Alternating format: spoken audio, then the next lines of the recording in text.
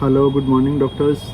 आज हम एमसीसी के न्यू नोटिस के बारे में बात करेंगे। बेसिकली न्यू नोटिस आने के बाद बहुत सारे messages, text, calls, Telegram, WhatsApp सभी जगह पे फ्लोट हो रहे हैं कि बेसिकली ये नोटिस एमसीसी का जो आज 12 तारीख को रिलीज़ हुआ है, क्या चीज़ है। एमसीसी के इस नोटिस में ये बताया गया है कि लास्ट ईयर और इस ईयर में क्या उन्होंने चेंज किया है। बेसिकली उन्होंने एक सॉफ्टवेयर डेवलप किया है जिसके अंदर उन्होंने ये चीज़ बोली है कि राउंड 2 के अंदर कोई भी कैंडिडेट अगर सीट ज्वाइन कर लेता है आइदर ऑल इंडिया कोटा से और स्टेट कोटा से, तो इसकी जो एलिजिबिलिटी है वो फर्दर राउंड्स के लिए आपकी स्टेट में और ऑल इंडिया कोटा काउंसलिंग दोनों में वो एलिजिबिलिटी जो है ख़त्म हो जाएगी।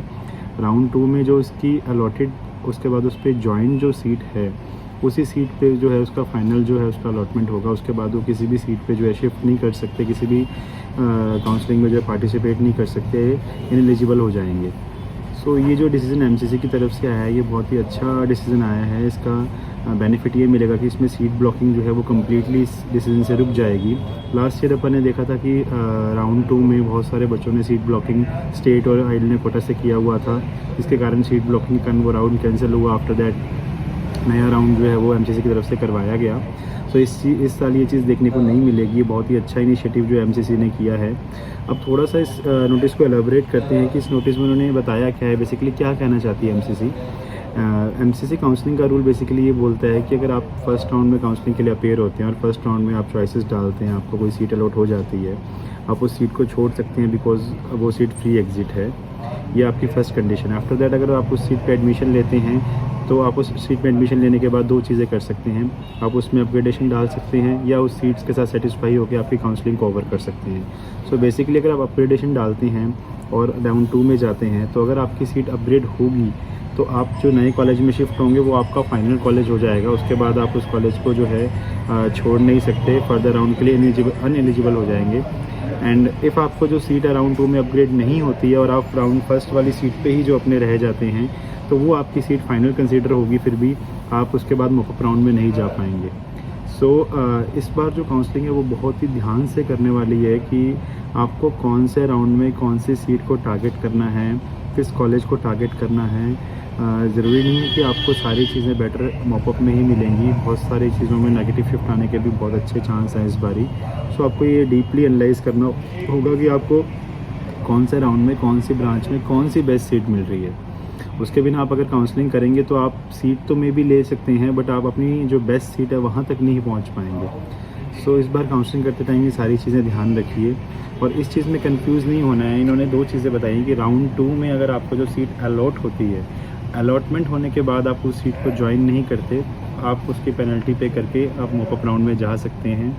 अलॉटमेंट और ज्वाइनिंग दोनों अलग अलग प्रोसेस हैं। अगर आप अलॉटमेंट लेने के बाद ज्वाइनिंग करते हैं तब आपकी जो एलिजिबिलिटी है वो फर्दर राउंड्स के लिए ख़त्म हो जाती है। सिर्फ अलॉटमेंट लेने से आपकी एलिजिबिलिटी ख़त्म नहीं होगी। आप अलॉटमेंट ले सकते हैं, उसको छोड़ सकते हैं, नेक्स्ट राउंड में आप दोबारा से रजिस्ट्रेशन करके सिक्योरिटी मनी पे करके मॉपअप राउंड की काउंसलिंग कर सकते हैं। अगर आप अलॉटमेंट लेने के बाद उस सीट को ज्वाइन करते हैं सेकंड राउंड में, तभी आपकी जो एलिजिबिलिटी है वो फर्दर राउंड्स के लिए ख़त्म हो जाती है। इस चीज़ के बारे में कंफ्यूज नहीं होना। इसके अंदर सबसे बढ़िया बेनिफिट उन्होंने ये दिया है कि अब इस बार उन्होंने सभी स्टेट अथॉरिटीज़, सभी काउंसलिंग अथॉरिटीज़ को ये नोटिफिकेशन दे दी है कि आप सभी की जो लिस्ट है हमारे पोर्टल पे जो है अपलोड करेंगे ताकि जो है सीट ब्लॉकिंग जो है कम्प्लीटली ख़त्म किया जाए उसको। सो आपको ये चीज़ की प्रॉपर एनालिसिस होनी चाहिए कि आपको आपकी जो सीट है वो आपको स्टेट से बेस्ट मिलेगी या ऑल इंडिया कोटा से बेस्ट मिलेगी, और कहीं से भी जो आपको बेस्ट मिलेगी और किस राउंड में जो आपको सीट है वो बेस्ट मिलेगी, किस राउंड तक आप उसको लेके जाना चाह रहे हैं। ब्लाइंडली इस बार काउंसलिंग करने का बिल्कुल मत सोचिएगा। लास्ट ईयर डाटा के ऊपर रिलाई करके काउंसलिंग करने का बिल्कुल मत सोचिएगा। इन रूल्स का बहुत बड़ा इफेक्ट आएगा आपकी काउंसलिंग के ऊपर। एनएमसी बिल एक अलग पार्ट है, वो इम्प्लीमेंट होगा या नहीं होगा वो टाइम बताएगा, बट जो ये रूल है एमसीसी ने जो अप्लाई किया है, इस रूल का भी काफ़ी अच्छा इफेक्ट देखने को आपको मिलेगा।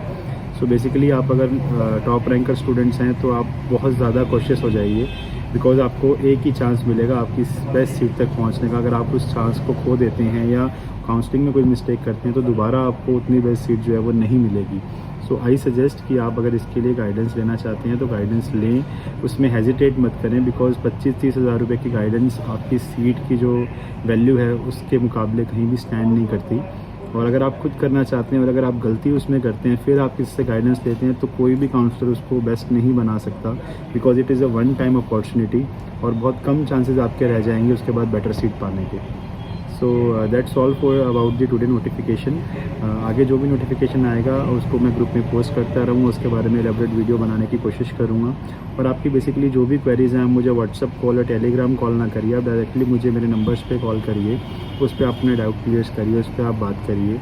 और अगर आप सर्विसेज लेना चाहते हैं तो एनी टाइम आप मुझे मैसेज कर सकते हैं।